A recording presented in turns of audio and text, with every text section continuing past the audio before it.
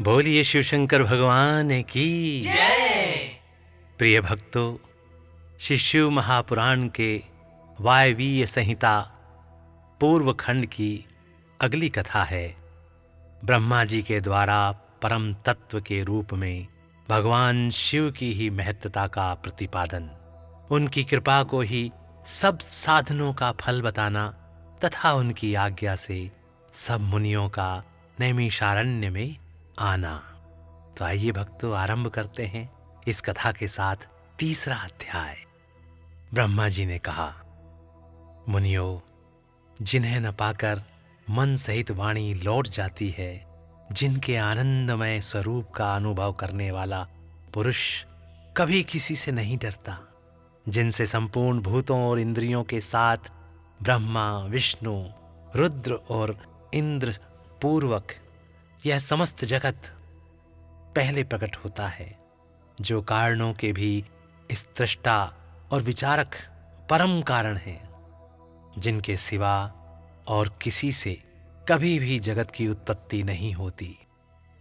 यतो वाचो निवर्तन्ते अप्राप्य मनसा सह आनंदम यस्य वै विद्वान् न विभेति कुतश्चन यस्मात् सर्वमिदं ब्रह्म विष्णु रुद्रेन्द्र पूर्वकं सह भूतेन्द्रियाः सर्वे प्रथमं संप्रसूयते कारणानां च यो धाता ध्याता परं कारणं न संप्रसूयते अन्यस्मात् कुतश्चन कदाचन। संपूर्ण ऐश्वर्य से संपन्न होने के कारण जो स्वयं ही सर्वेश्वर नाम धारण करते हैं, सब मुमुक्षु जिन शंभु का अपने हृदय आकाश के भीतर ध्यान करते हैं, जिन्होंने सबसे पहले मुझे ही अपने पुत्र के रूप में उत्पन्न किया और मुझे ही संपूर्ण वेदों का ज्ञान दिया, जिनके कृपा प्रसाद से मैंने यह प्रजापति का पद प्राप्त किया है, जो ईश्वर अकेले ही वृक्ष की भांति निश्चल भाव से प्रकाशमान आकाश में विराजमान है, जिन परम पुरुष परमात्मा से यह संपूर्ण जगत परिपूर्ण है, जो अकेले ही बहुत से निष्क्रिय जीवों के शासक एवं उन्हें सक्रियता प्रदान करने वाले हैं, जो महेश्वर एक बीज को अनेक रूपों में परिणत कर देते हैं, जो सबका शासन करने वाले ईश्वर इन जीवों सहित इन समस्त लोकों को वश में रखते हैं। सब रूपों में जो एकमात्र भगवान रुद्र ही है, दूसरा कोई नहीं है, जो सदा ही मनुष्य के हृदय में भली भांति प्रविष्ट होकर स्थित हैं, जो स्वयं संपूर्ण विश्व को देखते हुए भी दूसरों से कदापि लक्षित नहीं होते और सदा समस्त जगत के अधिष्ठाता हैं, जो अंततः शक्तिशाली एकमात्र भगवान रुद्र काल से मुक्त समस्त कारणों पर भी शासन करते हैं, जिनके लिए न दिन है न रात्रि है, जिनके समान भी कोई नहीं है, फिर अधिक तो हो ही कैसे सकता है, जिनकी ज्ञान, बल और क्रिया रूप पराशक्ति स्वाभाविक एवं नित्य है। न यस्य दिवसो रात्रिर्न समानो न चाधिक स्वाभाविकी पराशक्तिर्नित्या ज्ञान क्रिये अपि, जो इस क्षर विनाशशील अव्यक्त प्रकृति पर तथा अमृत स्वरूप अक्षर अविनाशी जीवात्मा पर शासन करते हैं, उनका निरंतर ध्यान करने से, मन को उनमें लगाए रहने से तथा उन्हीं के तत्व की भावना करते हुए उनमें तन्मय रहने से जीव अंत में उन्हीं को प्राप्त हो जाता है। फिर तो सारी माया अपने आप दूर हो जाती है।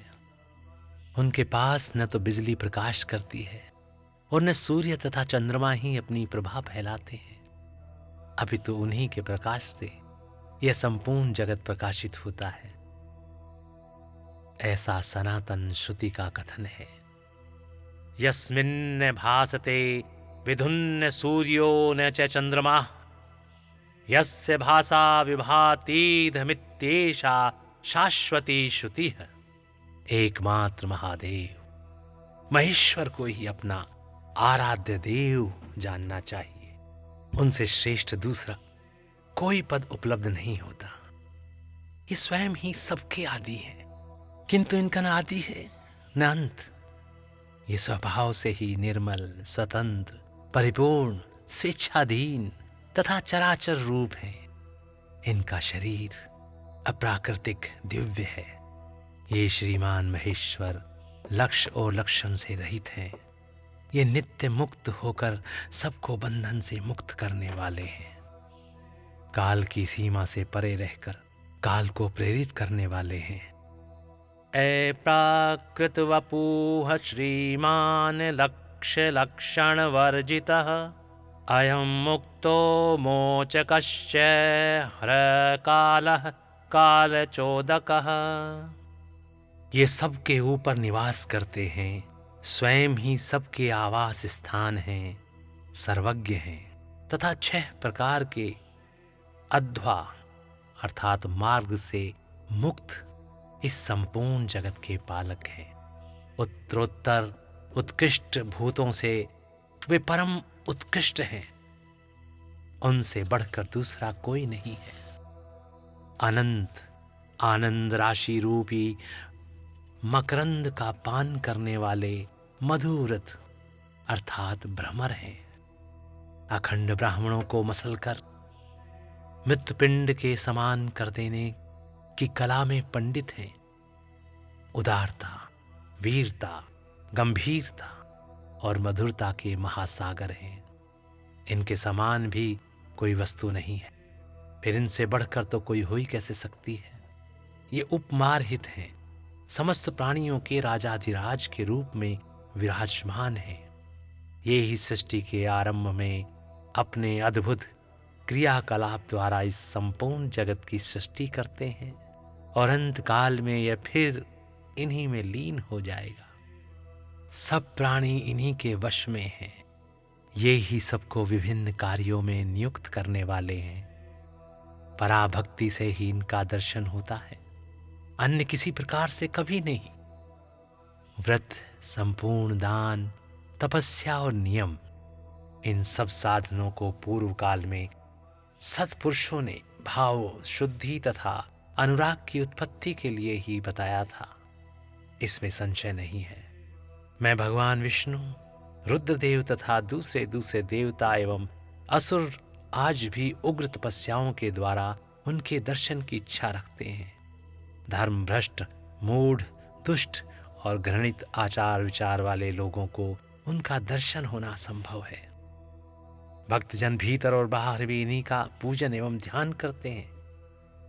यह रूप 3 प्रकार का है, स्थूल, सूक्ष्म और इन दोनों से परे।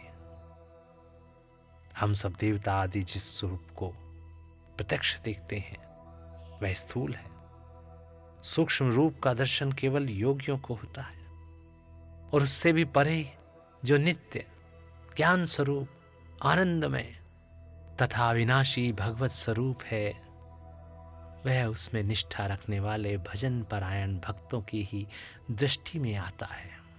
भगवत व्रत का आश्रय लेने वाले भक्त ही उसको देख पाते हैं। इस विषय में अधिक कहने से क्या लाभ।